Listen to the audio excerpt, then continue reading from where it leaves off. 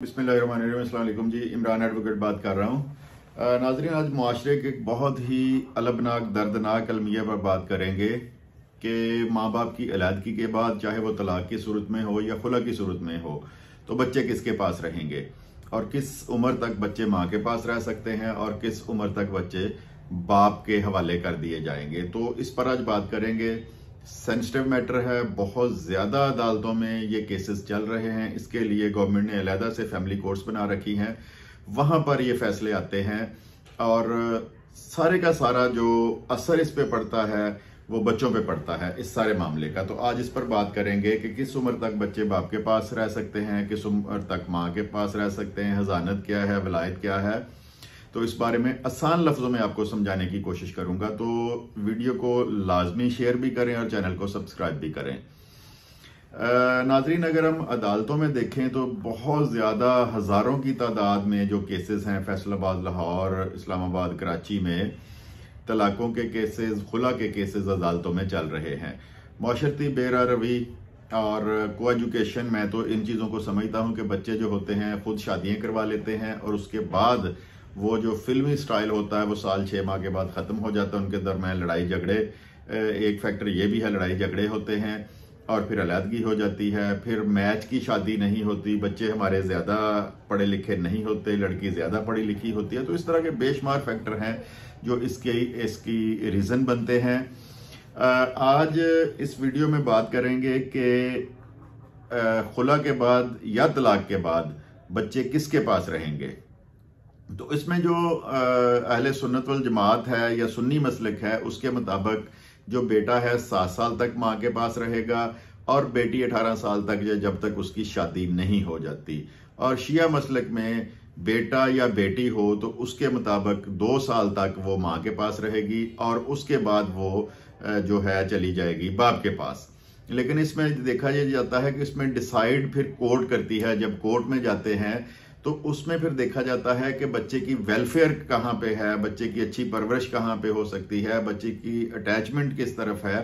तो फिर अदालत डिसाइड करती है कि दोनों में बच्चे की वेलफेयर, बच्चे की पढ़ाई, बच्चे की तालीम और तरबियत किसके पास सही हो सकती है। तो फिर उसको अदालत डिसाइड करती है कि बच्चे किसके पास रहेंगे। लेकिन जो एक आम तासर है, एक आम कानून है या रीत है या रिवाज है, उसमें 7 साल तक बेटा जो है वो रहेगा माँ के पास और बेटी जो है वो बलूगत तक या 18 साल की उम्र तक वो वालदा के पास रहेगी। लेकिन उसमें भी आगे अदालतें फिर देखती हैं, जब इस तरह के मामला आते हैं उसमें देखा यह जाता है कि ये जो हजानत होती है वो कस्टडी जब वालदा के पास होती है, वालदा के पास बच्चे होते हैं तो उसको हजानत कहते हैं, और जब बच्चे वालिद के पास चले जाते हैं तो उसको वलायत कहते हैं।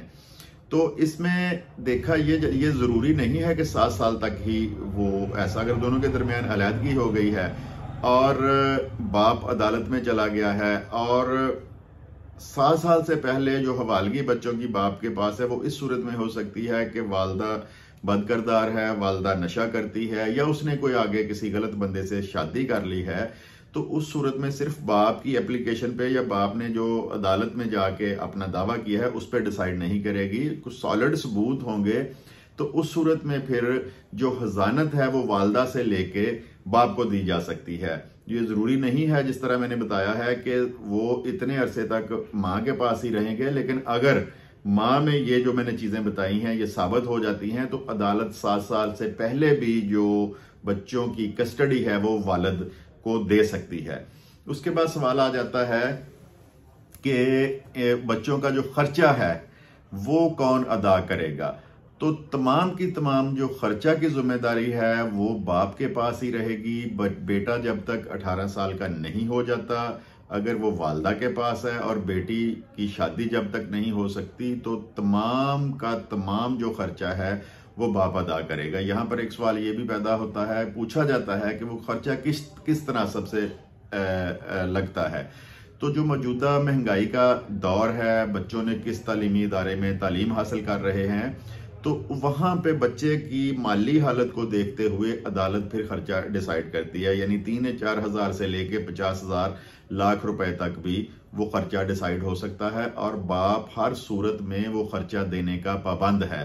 अच्छा, इसमें यह है कि अगर वालदा को ये महसूस हो कि वो इसमें बच्चों की परवरिश नहीं हो रही, तो एक नया दावा नहीं करना पड़ता वालदा को। वालदा सिर्फ एक सिंपल एप्लीकेशन देती है कोर्ट को और फिर कोर्ट दोबारा उसको डिसाइड करती है कि अगर वाकया ही बच्चों के अखराजात ज़्यादा हैं, बाप की पोजीशन ठीक है, तो फिर वो उसमें रद्दोबदल कर सकती है। इसी तरह अगर बाप ये समझे कि वो इतना खर्चा अफोर्ड नहीं कर सकता जो अदालत ने लगाया है, ये उसके माली हालात ख़राब हैं, तो उस सूरत में फिर अदालत जो है इसी तरह बाप भी एप्लीकेशन दे के उसको ऊपर नीचे करवा सकता है। अदालत तमाम सबूतों को देखते हुए जब अदालत मुतमईन हो जाएगी तो उस सूरत में फिर अदालत डिसाइड करेगी कि बाप का जो खर्चा लगा वो उसको बढ़ाना है या कम करना है। जी, एक और सवाल किया जाता है, या आम जहन में है या आप लोगों के नॉलेज के लिए आपको बता दूं कि अगर वालदा की कस्टडी में बच्चे हैं तो उसमें फिर एक दिन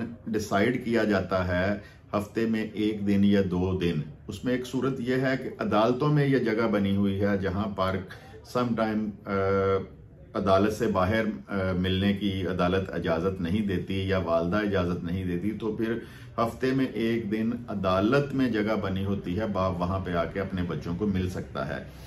और दूसरी सूरत यह है कि अदालत कोई 1 या 2 दिन मुकर्रर कर देती है। बाप के पास बच्चे हैं तो वालदा मिल सकती है, और वालदा के पास बच्चे हैं तो जैसे बच्चों को छुट्टी वाले दिन सैटरडे और संडे को बाप मिल भी सकता है और अदालत की इजाज़त से वो अपने साथ ले जा भी सकता है। इसमें यह नहीं है कि ये अदालत ने ही ये जिम्मेदारी देनी है। उसमें अगर माँ बाप में अलहदगी हो जाती है और उनमें अंडरस्टैंडिंग है बच्चों की वेलफेयर, क्योंकि बच्चों पे बहुत बुरा असर पड़ता है जब अदालतों में बच्चे आते हैं, अदालतों का माहौल देखते हैं, माँ बाप की लड़ाई देखते हैं, जहनी जिस्मानी हर लिहाज से बच्चे जो हैं वो दूसरे बच्चों से पीछे रह जाते हैं। तो उसमें अगर वालिदैन समझदार हैं, अलहदगी भी हो गई है, तो वो आपस में बैठकर भी डिसाइड कर सकते हैं कि 2 दिन बच्चे बाप के पास रहेंगे, 4 दिन माँ के पास रहेंगे। तो ये जरूरी नहीं है कि ये अदालत ने डिसाइड करना, आपस में बैठ के भी वो कोई एग्रीमेंट कर सकते हैं कि इस तरह हमने बच्चों को अपने पास रखना है या छुट्टी वाले दिन रखना है, तो वो इस तरह भी डिसाइड कर सकते हैं। वो वीडियो को नाजरीन कंक्लूड मैं इस तरह करता हूं कि जो तलाक है, जो अलहदगी है, इसको भी इस्लाम में बहुत सख्ती से इसकी ममानत है और अल्लाह ताला ने कहा है कि रूए ज़मीन पर जो सबसे बुरा काम मैं समझता हूँ वो ये काम है। तो माँ बाप के लिए भी ये है कि किसी भी सूरत में जब बच्चे पैदा हो जाते हैं तो फिर वो अलहदगी इख्तियार ना करें। बाप को नई बीवी मिल जानी है, माँ को नया शौहर मिल जाना है, लेकिन ज़रा प्रैक्टिकली आप सोचें उस बच्चे का क्या बनेगा जिसको ना वालदा का मुकम्मल प्यार मिलेगा, ना वालिद का मुकम्मल प्यार मिलेगा। वो बच्चा कहाँ पे रह जाएगा? तो इसमें बच्चों की वेलफेयर के लिए, बच्चों की बेहतरी के लिए अगर आप में इख्तलाफात हैं, छोटे हैं, बड़े हैं, तो उसको कंप्रोमाइज करें, उसको दरगुजर करें और 2 घरों में ना बटें। यानी बच्चे जो हैं वो बाप का अलहदा घर, माँ का अलहदा घर, तो इस तरह का बच्चों के साथ कोई सीन नहीं होना चाहिए। बच्चों की वेलफेयर के लिए, बच्चों की बेहतरी के लिए उसको कंप्रोमाइज करें और अपने जो मामलात हैं वो उसको जिस तरह भी चलते हैं वो चलाएं। तो उम्मीद है वीडियो से काफ़ी कंसेप्ट क्लियर हो गया होगा कि किस उम्र तक बच्चे जो हैं वो वालदा के पास रहेंगे और कब वालिद उनको ले सकता है। और समटाइम ये भी है कि अगर वालिद वालदा फ़र्ज़ करें खुदा न खास्ता फौत हो जाते हैं किसी भी वजह से, तो फिर बच्चों की जो हवालगी है वो दादा दादी को भी दी जा सकती है और नाना नानी को भी दी जा सकती है। पिछले दिनों एक केस था सुप्रीम कोर्ट में, उसमें यह देखा गया है कि जो बाप है उसके वालिदैन यानी बच्चे के दादा दादी पर इल्ज़ाम था कि उन्होंने बच्चों की वालदा को अननेचुरल तरीके से उसकी डेथ हुई थी, उसको जलाया गया था।